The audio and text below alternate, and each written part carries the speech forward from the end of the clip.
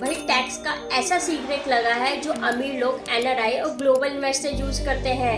ये करोड़ों रुपए कमाते हैं इंडिया के म्यूचुअल फंड से और गवर्नमेंट को एक भी टैक्स नहीं देते हैं। और ये 100% लीगल है क्योंकि ये लूपहोल छुपा है इंटरनेशनल टैक्स ट्रीटी में, that is DTAA। Welcome to tax की पाठशाला पार्ट 3, जहाँ टैक्स का ज्ञान मिलेगा बिना बोरिंग लेक्चर के। सो आप एनआरआई हो, यानी कि आप 182 डेज से कम इंडिया में रहते हो, तो उनके टैक्स रूल्स अलग होते हैं। एनआरआई पर इंडिया के म्यूचुअल फंड की कैपिटल गेन पर टैक्स लगता है, लेकिन उस चीज को अवॉइड करने के लिए एक लीगल शॉर्टकट है, दैट इज DTAA, जिसका मतलब ये होता है कि आपको दोनों कंट्रीज में टैक्स नहीं देना होता है।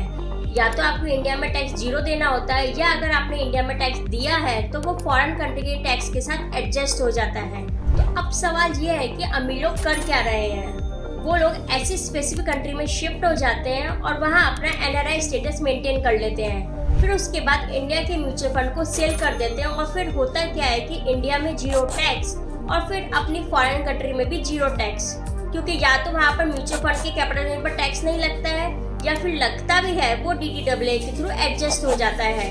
वांट टू नो कि कौन कौन सी कंट्रीज में ये ट्रिक काम करते हैं? कमेंट पढ़ो, वहाँ सब कुछ ब्रेकडाउन में दिया गया है। ऐसे ही स्मार्ट टैक्स हैक्स के लिए फॉलो करो टैक्स की पाठशाला सीरीज।